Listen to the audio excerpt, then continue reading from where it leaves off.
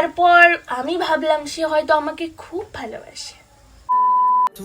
So guys, আজকে তোমাদেরকে আমার জীবনে একটা স্যাড গল্প তোমাদেরকে শোনাচ্ছি। সো আমি যখন ক্লাস 12-এ পড়ি, একজন হয় না যে ছোটবেলায় ক্রাশ খাওয়া, তো একজন আমার জীবনে আসে, মানে ওয়ান সাইডেড লাভ। সে আমাকে প্রচন্ড পরিমাণে লাইক করতে থাকে, আমাকে ভালোবাসতে থাকে, দেন আমাকে মেসেজ করতে থাকে যে তোমাকে আমি ভীষণ ভালোবাসি, তোমাকে ছাড়া আমি বাঁচবো না।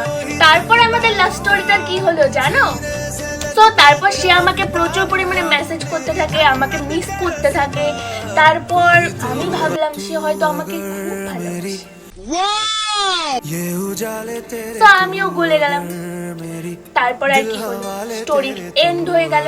সো অ্যাকচুয়ালি আমার খেদের কোনো কাজ ছিল না, তাই এরকম ক্যামেরার সামনে এসে ভাট বকে গেলাম।